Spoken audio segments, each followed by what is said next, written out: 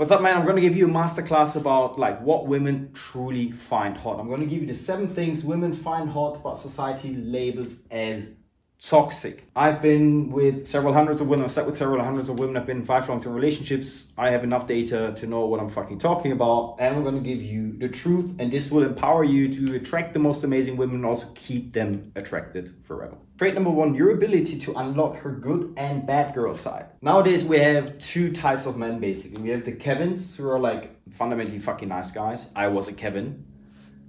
But we also have the machos, the Andrews. I was a macho as well.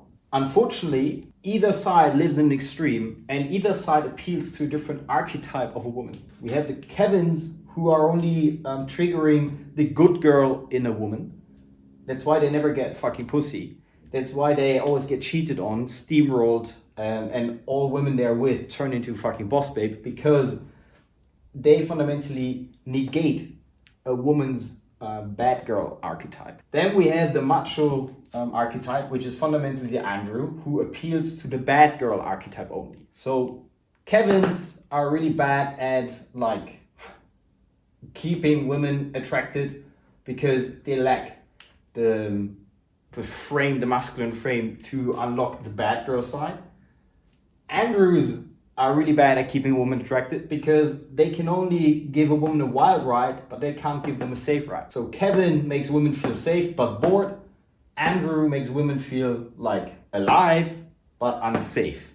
And that's why both are fucking bad at keeping women attracted. So as I told you, I was both, right? I was a Kevin, I was basically also a macho or like an Andrew. So what are the traits that make Kevin an attractive human being, basically an attractive man, that you need to display with every woman?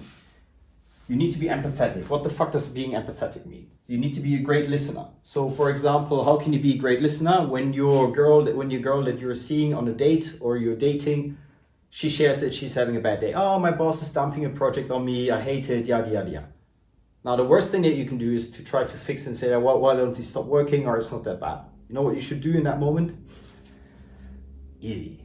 You should just say, hey, sounds like you're having a rough day. You're fundamentally labeling her emotions. Or you just nod along, you're like, oh yeah, I feel you, I get you. That acknowledges her, yeah? So acknowledgement is super important for a woman. And I know you can't read this handwriting, so just fucking listen, bro. Now, I know there's a lot of nice guys get a lot of bashing, you know, because yeah, you're too soft and whatnot, and to some degree, I agree. But you need to unlock the good girl side before you can really unlock the bad girl side. If you do not give women both, you will never keep a woman attracted. Be a bit lovey-dovey with her. How do you do that? You get her a favorite snack. You hug her when she's having a bad day. All those things display a great empathy, a great degree of empathy, which women absolutely love. However, never ever get fucking stuck in this empath model. A lot of guys, they make a shit ton of money, and I coach these guys, they always get fucking dumped after like 12 months to 6 to 24 months because they like shower a woman with love. They only appeal to the good girl side, but then a woman gets bored. If a woman gets bored, I mean, then she's gone. Yeah? Whether or not that is morally right is a different question. That's why you also need to give her the lover experience. Now, this is where it gets saucy, bro, and this is where a lot of guys fuck it up, and this is what society labels as toxic. You need to put her in her place. You need to tease her. You need to flirt with her. And a lot of nice guys struggle with doing that because they think, or they've been conditioned to believe that this is toxic, but it's not. Like, every woman loves a man who can flirt. And this is flirting is the bridge or the key to unlock the bad girl side. How do you flirt?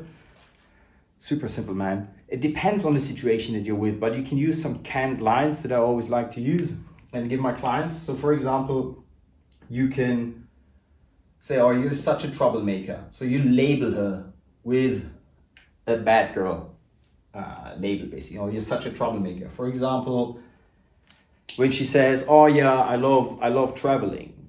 Instead of saying, oh my gosh, yeah, I love traveling too. We have so much in common, which is kind of gay. It builds rapport, yeah, but like she doesn't give a fuck. Instead of saying, yeah, we have so much in common, you can say, you know, girls that travel, fuck. you know what they say about girls that travel, don't you? You drop your intonation, deeper intonation, that triggers her primal part of the brain was like, oh wow, this guy is now becoming sexual. And because you create this mystery of like, oh, you know what they say about women that travel, that creates an open loop in her brain. She's then going to wonder, okay, what does he mean? Is he like trying to qualify me? Is he maybe he doesn't like me right now? So these are all the things that this just one sentence does, right? And the next way of, or you could just accuse her of saying like, oh, you're such a troublemaker. You know, of course you're traveling. Labeling her as a troublemaker, again, creates an emotional spike. And because you label her a troublemaker, she then has to either defend herself, oh no, I'm not a troublemaker. Or she's like, oh, how do you know? Labeling her as a troublemaker, you basically open the door for her to open herself up to you, which is an amazing way of building a deeper emotional connection that appeals to her archetype.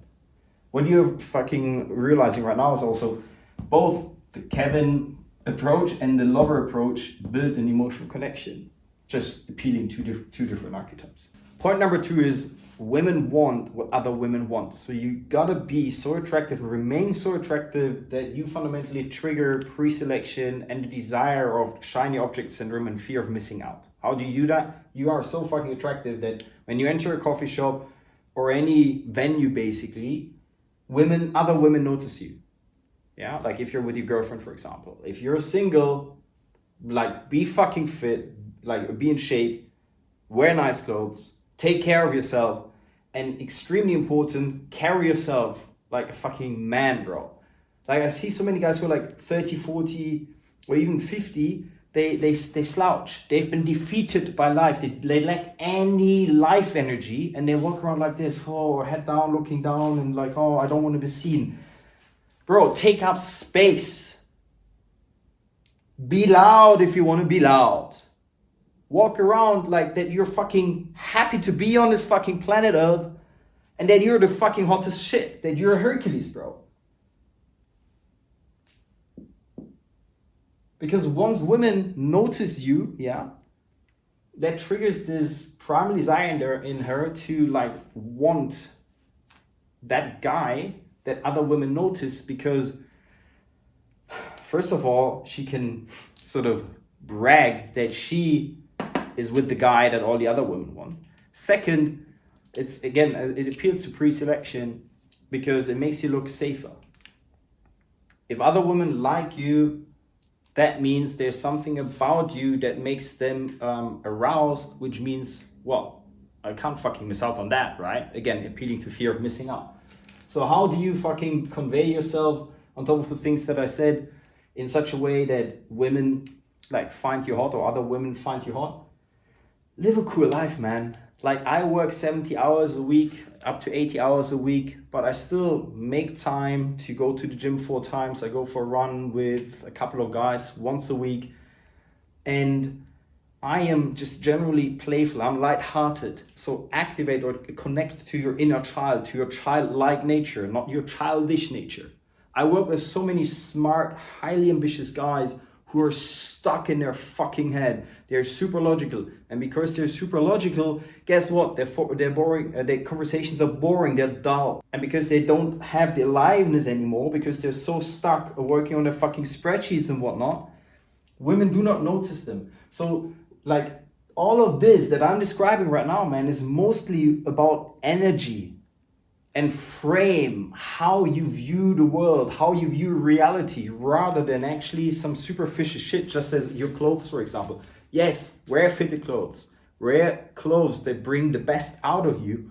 But if you lack the fucking energy of like high vibrational guy, bro, women do not want to be with you, because you fundamentally attract what you are, not what you want. So if you are in low vibrational state, yeah. So if let's say here low vibrational state and high, which is fun, love, something called Hawkins scale, but we don't need to get into that. If you are operating in this part, like in the survival mechanism, like I need to, I'm scared that I'm being seen. What is this girl thinking of me? What are the people thinking of me if I do something retarded? That is low vibration. And guess what? You're gonna attract a lot of Tiffany and Jessica, the boss babes, because they're also in low vibration. They're all in the survival mechanism, or the survival paradigm. Sorry, that's the word. So fuck that. Let's move on to the next point. Trait number 3 is that you are a rock, that you are stoic. We live in a world where being stoic and being like masculine is considered to be toxic, because apparently it is attractive or more attractive and more beneficial to society where every man is a fucking Kevin and has the emotional capacity of a fucking 6-year-old. Apparently. I think that's bullshit. And I can tell you, man, that 99% of modern men nowadays are Kevins. They're like a feather in the wind. They do not live with principles, and they have the emotional capacity of a 6-year-old toddler. So what do I mean by that? They spiral when she doesn't respond to a text. They get a fucking panic attack when someone says something offensive. They're basically liberal voters. Secretly, I'd say they love men. That's my point of view. But you never ever must become a Kevin. If you're a Kevin right now, I was a Kevin, bro. I used to be a liberal as well. Believe it or not, man. Stop being a Kevin. You must become a Hercules. You must become a rock. By that I mean you need to live with principles. You do not raise your voice during arguments. You're grounded. You're calm. Nothing can shake you. When she doesn't text you back, you're like, okay, you acknowledge that. You're like, okay, she maybe like, you don't even say, oh, maybe she's busy, because that still externalizes your emotional sanity to her actions. You just say, it is what it is. She left me on red. That's it. I don't need to create a story around that. I can just get on with my day. Now that takes obviously skill to get to that level of emotional capacity and emotional regulation, where if you were to call it like experience points in a video game, you want to get to level 99. You want to max out your emotional regulation to a point where you do not shut down your emotions, but you can regulate them. You can recognize the trigger. Okay, trigger. But there's a small window between trigger and choice, and you're like, you can say, not today, Kevin. I don't want to be triggered. Simple. And then you move on with your day. You can breathe through it. If it triggers you, you can journal your thoughts. Okay, why does it trigger? Why does it trigger me when a girl leaves me on red? Why does it say anything about me? And the more you try to dig down or like dig deeper, you realize there's actually just a fucking story that you created about the fact that her response or her reaction to you determines your value as a man, which is not true. A woman cannot feel safe around a man who has an emotional capacity of a fucking 6-year-old Kevin. Yeah. What do you stand for? What are the 10 things that you would die on a hill for? For example, on a date, if she's 5, 10, 15 minutes late and punctuality matters to you, you tell her like, hey, do you need a fucking watch? I mean, if it happens once, 5 minutes, not a big deal. But if she repeatedly comes late to a date, I've had a couple of clients who they make $50,000 a month, yeah? And then they allow a woman to show up late to a date by 15, 30 minutes. Or even like one girl on date number 3, she didn't even shave her legs anymore. She just wore they met at his place and she was just wearing fucking tight yoga pants. I was like, bro, did you tell her off? No, it was it wasn't a big deal.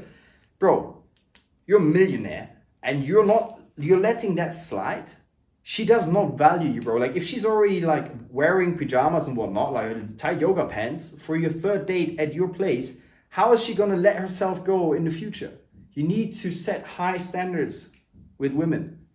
And that's what I mean by being a rock. You need to say no when you want to say no. You need to speak up when things displease you, and you need to train a woman to behave a certain way around you because you're fucking Hercules. Meaning you're the guy. If she does not like your boundaries, if she does not like your principles, that's perfectly fine. She can move on and date a Kevin. But never ever be a fucking Kevin who's too afraid to voice his boundaries, who loses his fucking shit because she doesn't text you back and you get a fucking panic attack. Of course, yes, it's anxious attachment. It stems from your childhood. But who gives a fuck, bro?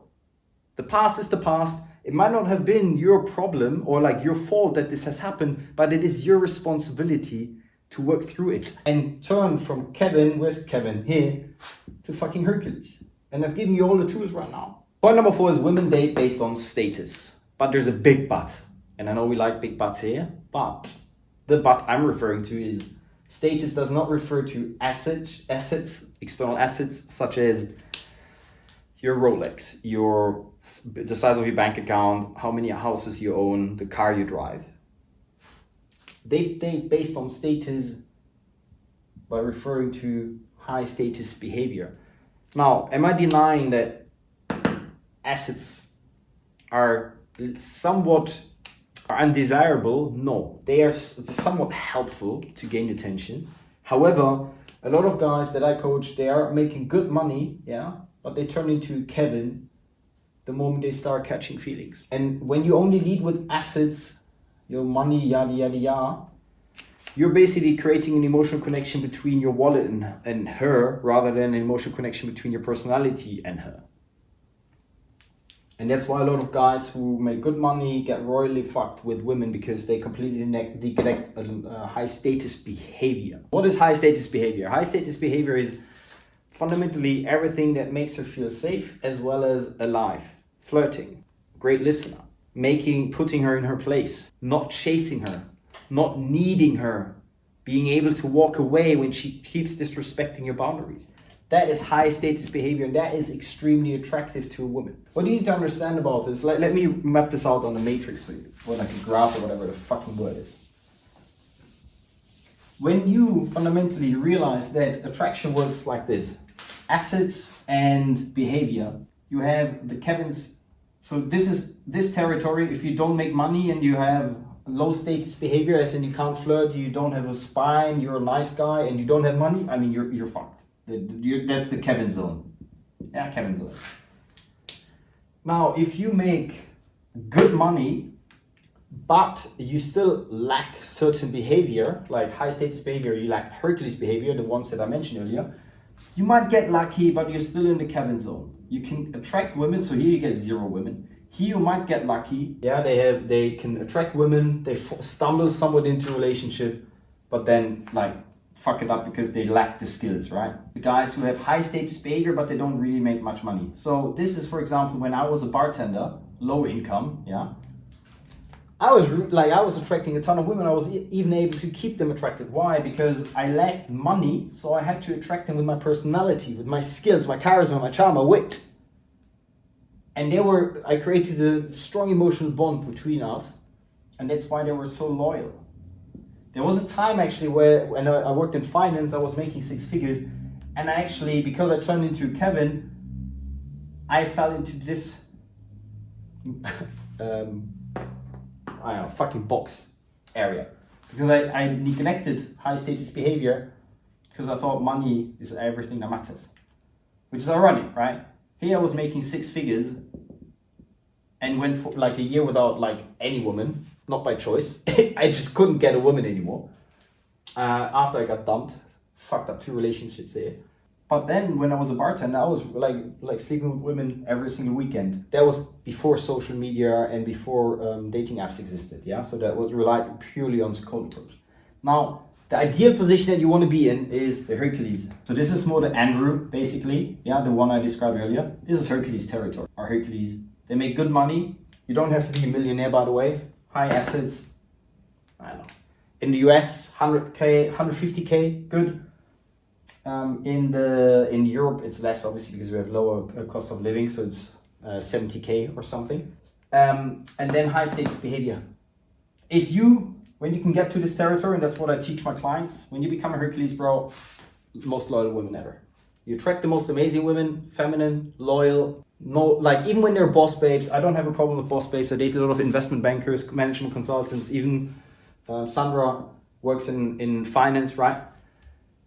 They're super soft with me because I'm a Hercules. I know how to empower them into their feminine. Point number 5 is be childlike, not childish. Childish is a guy who just plays video games and doesn't do anything with his life. Childlike means be a Hercules who can be professional, serious, has his life together, yeah? Is a busy professional, yeah, career-oriented guy, super ambitious, disciplined, all of these kind of things, but can Switch from serious to fun, lighthearted. Now, why do I call this be childlike? And a lot of guys nowadays, they sort of suppress this, especially the self-improvement space or the hyper masculine alpha guys. They're like, oh my gosh, you're so weak. You're a clown, don't be a clown, yada yada yada. This is absolute BS. Remember the duality that women want to experience? Good and bad girl, or safe and alive.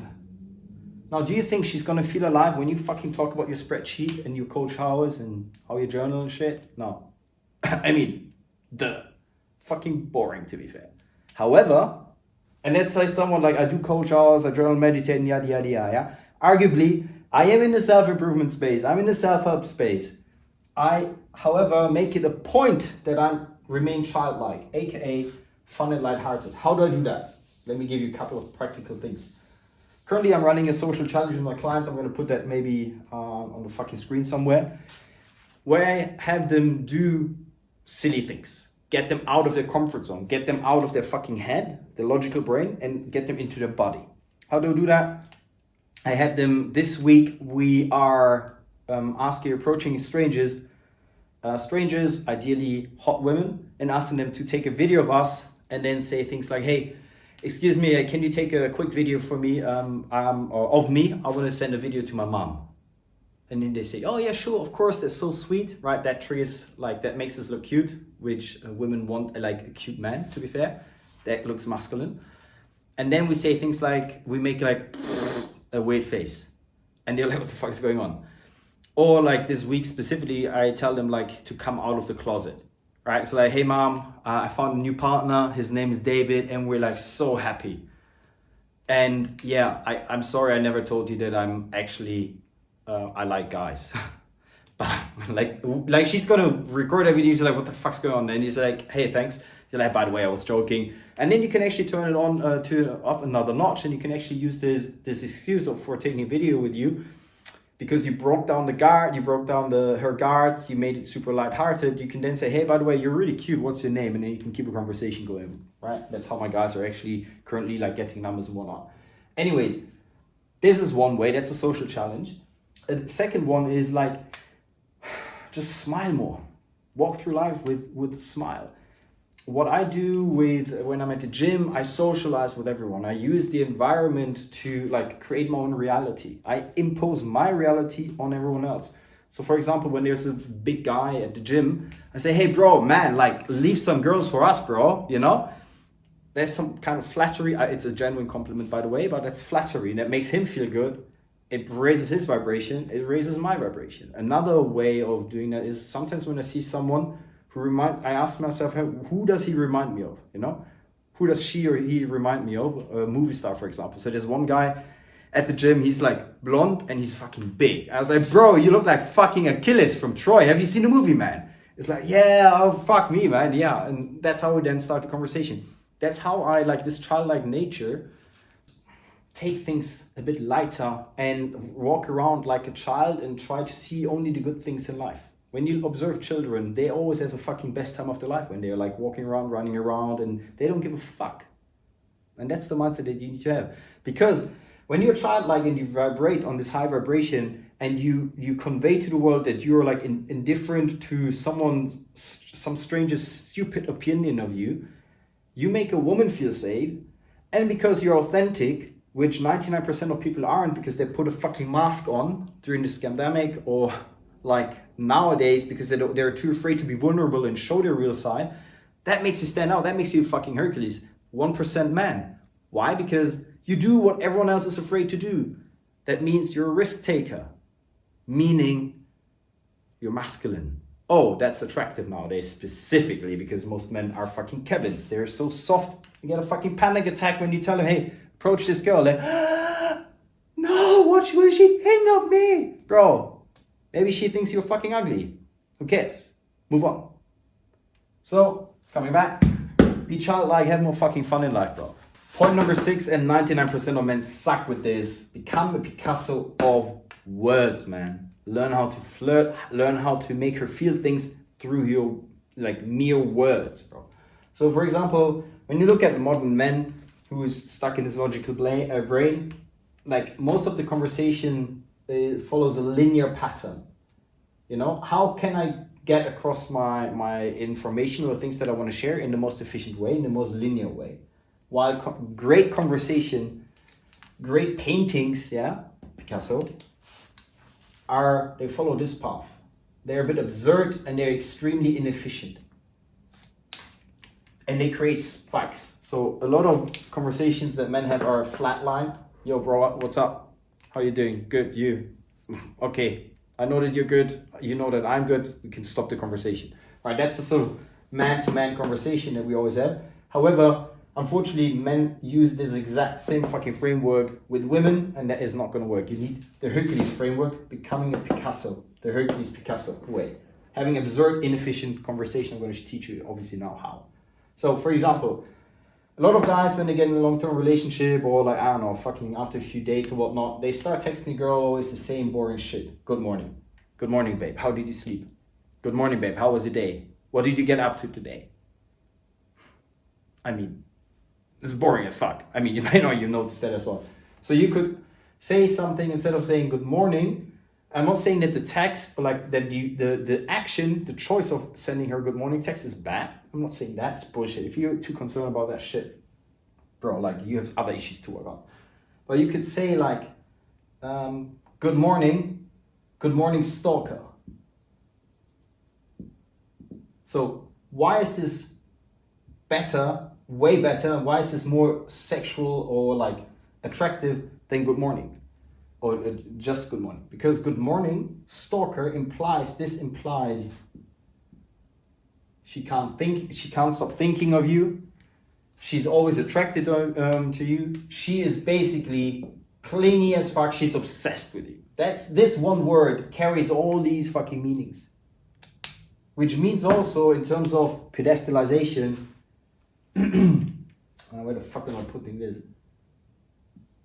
It's like she's your fan. You're the celebrity, basically. That's what this one word implies, bro.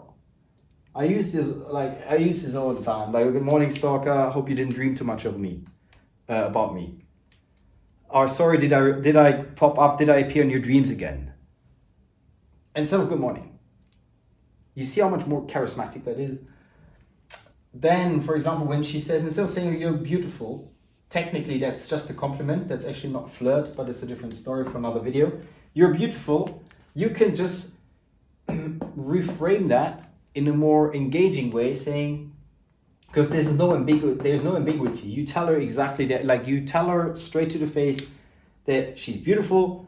There's no mystery anymore. But romance needs mystery, not this lovey-dovey shit from Hollywood. So instead of saying you're beautiful, you can say you don't look too bad, or that let's say she wears a dress, that dress does not look too bad on you. Or you could say, you know what, I like women that wear red dresses. If she wears a red dress, you saying that you like women that wear red dresses means that you like red dresses and women that look good in red dresses. That leaves a small question, like a tiny question mark. Does he like me too? Does he think I look good here too? That's the power of reframing things. Then you can also be a bit more like ridiculous in your conversation. And instead of saying, hey, let's grab a drink, for example, you could say, hey, I've done this with my sub coach a couple of times. You run a few tests. We then use the Shakespeare language and say, "Milady, I can't fucking pronounce this. Would you care to join me for a hot beverage or a cold refreshment?" No one talks like that anymore. And that frame fundamentally puts you above other guys, because it's like she's gonna think like, the fuck is this guy on about? This sounds different. Different is cooler. You gotta understand that dating, attraction is like marketing. You gotta stand out. And that's why I'm wearing a fucking pink shirt. I like the color though. But it's also every guy, every hyper alpha guy is wearing a black t-shirt or a tank top and whatnot. So I'm wearing something more colorful. My way of standing out. Kevin versus Hercules. Also, that's how I'm reframing my teachings, basically. Again, Picasso, think differently, think outside the box. And a lot of guys, for example, this is a big mistake a lot of guys make. They just share facts, again, linear conversation. So I had so many dates that were based on, let's meet to talk about penguins or otters. What do you find cuter, otters or penguins? It's so nonsensical. Of course, we're not going to talk about penguins and otters on the fucking date. But because I set up the story and the theme that is not a date, it's about we have to have a meeting with a beverage that happens to be about penguins and otters. How can we conquer the world through, like, with our army of penguins? Girls, eat this up, man, because it creates a story. You need to become great at storytelling, and story is fundamentally, because what do you prefer watching? A documentary on Netflix about penguins and how they reproduce, where someone just shares boring facts about penguins that they get up to 35 years old and blah, blah, blah? Or do you enjoy more a documentary about, or like a movie about a penguin that breaks free from his tribe and he becomes him? Remember that viral, I'm not sure if you've seen this viral reel about this penguin who just broke away from his tribe and then just started walking towards the vastness of the fucking, where I don't fucking know where he was, Antarctica or whatnot. Everyone remembers this reel about this penguin because it carried a story. It carried the hero's journey, basically. But no one remembers a fucking ridiculous fact, a documentary about like some fucking penguin. Point number 7 is the most controversial, I would say, nowadays. Do not listen to what she says she wants. Listen to what she responds best to.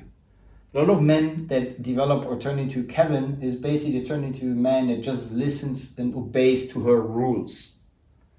And the paradox here is that the more a Kevin listens to what she says she wants, the more rules she's starting to make for him. And the unhappier she gets and the unhappier he gets, because he doesn't have any balls anymore, cojones are gone. And she gets unhappier, bitchier, crazier, more dramatic, more bossy, because she's unhappy by the fact that you have not been a man, you've become a feather in the wind, a pushover, and she's bossing you around now, which makes her unhappy because she cannot be in her feminine around you anymore. So you gotta be Hercules, and you gotta fucking develop the intuition to know when she says, or when she needs a boundary, when she actually needs a hug, yeah, when she needs someone to listen to, when she needs someone to just fix the problem for her, when she needs someone who tells her to stop being so, like, I don't want to say stop being so dramatic, but to stop pushing you around, to stop saying all these things and stop having this tonality with you. I've had this situation with Sandra, for example, where she said like, hey, pass me the sword. Where's the please? If you say the magic word, yes, I'm happily giving you the passing the sword. I do not, like a lot of women will say, oh my gosh, this is so harsh. This is so misogynistic. It's not, bro. I'm just protecting my principles here. And I'm drawing a line here. And guess what? I never struggled with intimacy in my relationships because I follow the mantra, women love boundaries. Women love a man who tells them what is right in their point of view, wrong in their point of view, who have a strong sense of self. So stop being a fucking Kevin, become a Hercules, and learn what women respond best to. Ciao, ciao.